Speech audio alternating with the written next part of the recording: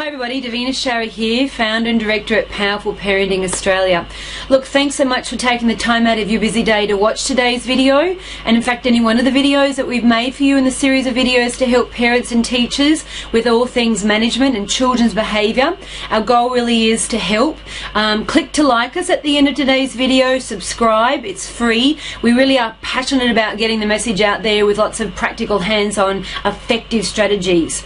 Okay, today I'd like to broach a subject that's quite serious. In the last couple of weeks I've had different families contact me that are either dealing with children that are going through a lot of sadness and loss, or the family has maybe experienced a tragedy and the children are going through grief. Naturally, whilst talking to these parents, I wish there were a set of standardized, hard and fast techniques or strategies that could help children get through their grief and be guaranteed to work.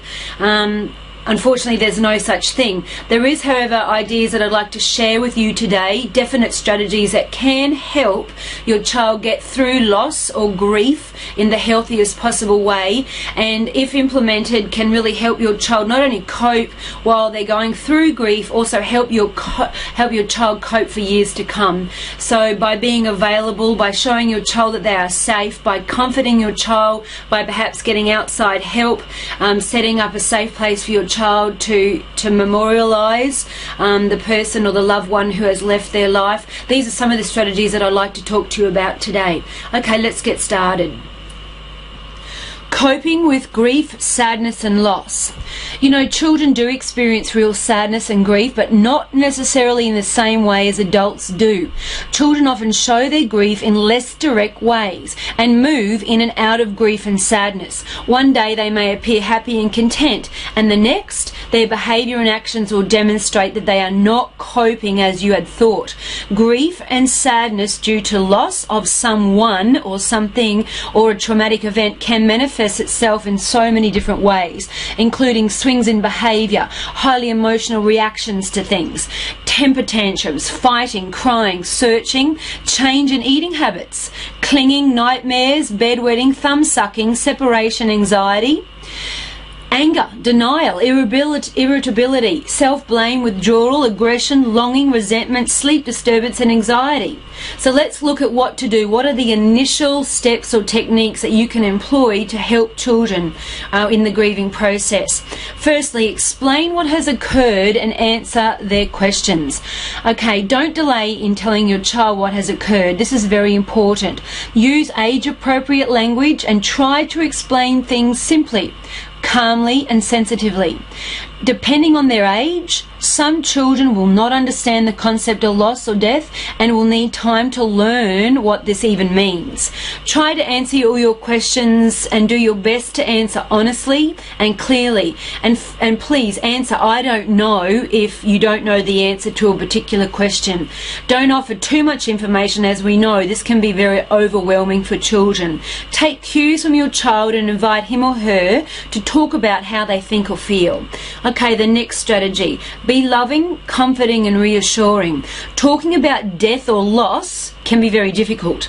By comforting your child through your words and your actions, you help them to feel reassured. Focus on safety, as children can feel very scared during this time. Be reassuring and let your child know that they are in no way to blame for what has happened. Okay, there are the steps that I would suggest initially. Now, over time, there are different techniques for you to employ. Firstly, be available over time and allow your child to have time. And by that we mean this. Children grieve in bursts. They can feel loss just as much as adults, but they may show it differently. Spending time with your child and being available may help them to feel safer. They may feel very confused. So take the time out just to talk. Allow your child to ask questions, even repeatedly, and to share their concerns. If you can't talk about things personally, find a caring adult who is close to your family and ask them to please help.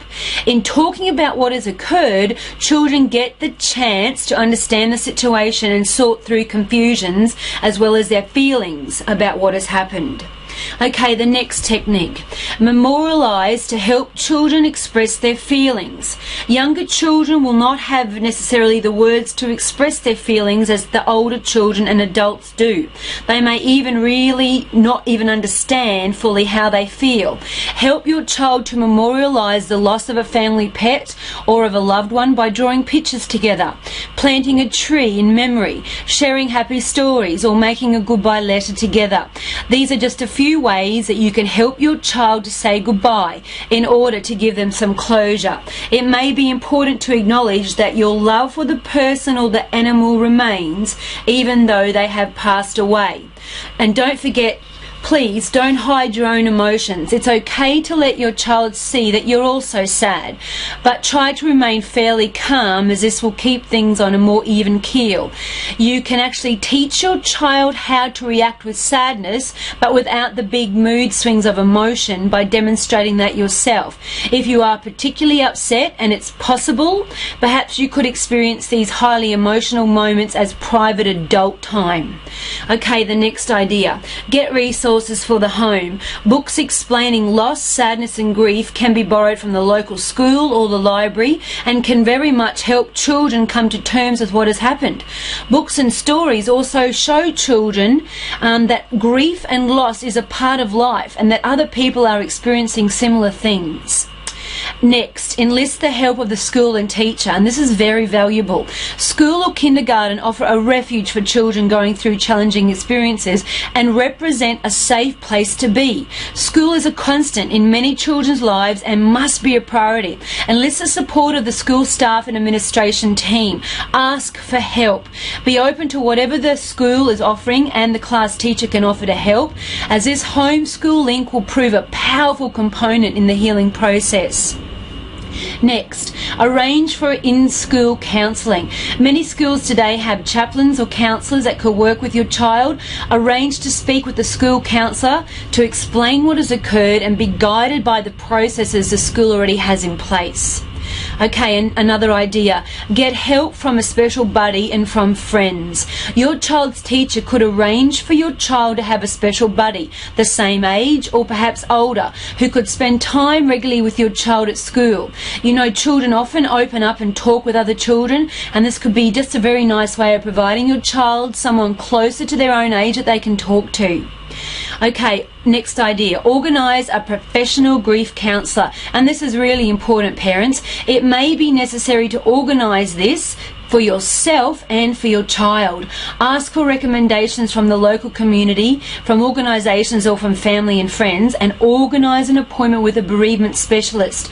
This will give you strategies and your child someone professional that they can confide in. It also helps to take some of the responsibility off your shoulders and share it with an adult who has had a lot of experience. Okay, rely on the power of routines, and this one I think is particularly powerful. Children find great comfort in routines. Doing ordinary things together as a family may be one of the most effective forms of healing. Allow times for extra closeness and comfort. Do enough for the routine to become the master of your house, and don't try to do too much, as you and your child may feel overwhelmed, but do enough that you're all following a solid regime and things are busy, but not too busy. And lastly, take things one day at a time. Take things one day at a time, and at the end of the day, remember, nothing is more powerful than telling your child you love them. Be present and supportive, and take good care of yourself as a priority. The greatest support for your child is going to come through you as the parent. Thanks everybody for listening.